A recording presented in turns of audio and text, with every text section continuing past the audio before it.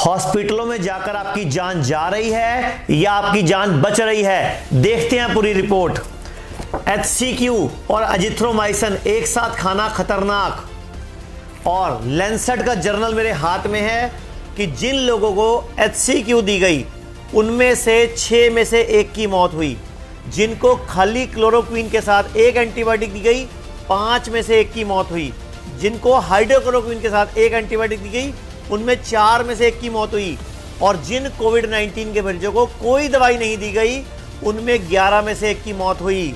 और ये लैंसेट का जर्नल 25 मई 2020 को प्रकाशित हो चुका है और द गार्जियन वर्ल्ड के प्रतिष्ठित न्यूज़पेपर में भी छप चुका है। और ये मई 2020 की रिपोर्ट है। बाबा रामदेव की भी सुनते हैं। गजब का तमाशा है। एलोपैथी एक ऐसी स्टूपिड और दिवालिया साइंस है कि पहले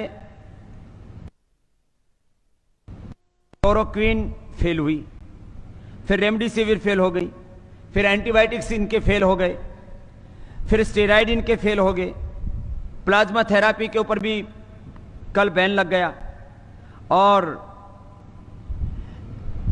इवरमाक्टिन भी फेल हो गया, और जो है अभी एक बुखार के लिए क्या दे रहे हैं वो फेविफ्लू, वो भी फेल है। जितने भी दवाएं दे रहे हैं, फिर लोग कह रहे हैं तमाशा हो क्या रहा है। बुखार की दवाई उनकी कोई कोरोना के ऊपर काम नहीं कर रही, क्योंकि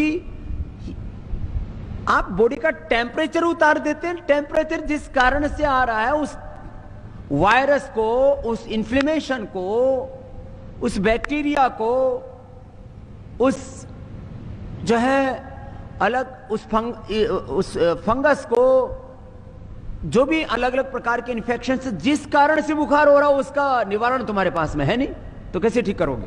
लाखों लोगों की मौत एलोपैथी की दवा खाने से हुई है। जितने लोगों की मौत हॉस्पिटल न जाने के कारण से हुई है, ऑक्सीजन न मिलने के कारण से हुई है, उससे ज्यादा लोगों की मौत ऑक्सीजन के बावजूद हुई है, दवा एलोपैथी की दवा मिलने के बावजूद हुई है, स्टीराइड की वजह से हुई है। ये कोई ताली बजाने की बात नहीं है, वैसी बात बता रहा हूं। ये पीड़ा की बात है कि लोग समझ ही नहीं रहे करें क्या। इसलिए अभी लाखों लोगों की मौत का कारण एलोपैथी है। ऑक्सीजन न मिलने से, दवा न मिलने से, हॉस्पिटल न जाने से हुई, उससे ज्यादा लोगों की मौत वहां हो रही है, और वहीं अब नए उपद्रव हो रहे हैं। शुगर की बीमारी दे रहा है रेमडेसिविर। जितने भी लोगों को रेमडेसिविर दिया गया उनकी शुगर बहुत हाई। ये भास्कर ने छापा है और रिपोर्ट है। मौत का जाल साबित होते हैं वेंटिलेटर। 80% लोग जो वेंटिलेटर पर जाते हैं वापस ही नहीं आते। और फ्रांस, इटली और बेल्जियम ने तो बंद कर दिया था HCQ का प्रयोग मई 2020 में ही। कीटाणुनाशक जो जगह जगह लोग स्प्रे करते हैं वो भी सेहत को नुकसान करते हैं। और प्लाज्मा थेरेपी गैर कानूनी, ये भी आप सिद्ध हो चुका है। और जितने लोग कोरोना से मरे उसमें 42% हार्ट के पेशेंट थे। और सबसे बड़ी बात, जो कोरोना का खेल है इसमें चिंता और डिप्रेशन 30% अमेरिकी चपेट में। और यही हुआ है भारत में, जिससे लोगों की मौतें हुई हैं, क्योंकि तनाव बढ़ाने वाला हार्मोन जिम्मेदार। तो क्या करें आप कोरोना होने पर? तो ध्यान से सुनिए, आप घर पर ही खुद ठीक हो सकते हैं। जैसे जानवर करते हैं, कुत्ता, बिल्ली, बंदर, गधा, घोड़ा, चिड़िया, तोते जो करते हैं वही आप करो। जैसे ही कोई पहला लक्षण आए 3 दिन के लिए खाना छोड़ दो, नारियल पानी पियो, हरी सब्जियों का जूस पियो, हरी सब्जियों का सूप पियो, स्प्राउट्स लो, उबले चने लो प्याज टमाटर डाल के, और फ्रेश फ्रूट्स का जूस लो। बस यही लो। दूध और दूध की बनी कोई चीज, गेहूं, चावल 3 दिन के लिए छोड़ दो। जैसे जानवर करते हैं उपवास, वही आपको करना है। और ये सब वर्णित है हमारे आयुर्वेद में। शांति अमाश्योत्थाना, व्याधिना लंघन क्रिया, ज्वरस्य च एका शांति लंघन उच्यते लंघन परम औषधम। ये क्या कहता है श्लोक? चरक संहिता के अंदर चैप्टर 8 श्लोक नंबर 31 पेज नंबर 667 कि जब भी कोई इंफेक्शन आए, जब भी आपको कोई बीमारी आए तो उपवास पे चले जाओ, लंघन यानी कि व्रत पे चले जाओ। तो आप खुद देखिए व्रत कितनी बड़ी चिकित्सा है। और ज्वर को उतारना नहीं चाहिए, ये आयुर्वेद कहता है। और आज पूरे भारत में घर घर में डोलो और पैरासिटामोल खाई जा रही है। तो मैं आपको भी और भारत सरकार को भी एक आगाह करना चाहूंगा। आयुर्वेद कहता है फोड़ा, फुंसी, उल्टी, दस्त, बुखार और जुकाम ये मित्र हैं, तो मित्रों को कभी दवा देकर नहीं उतारना चाहिए।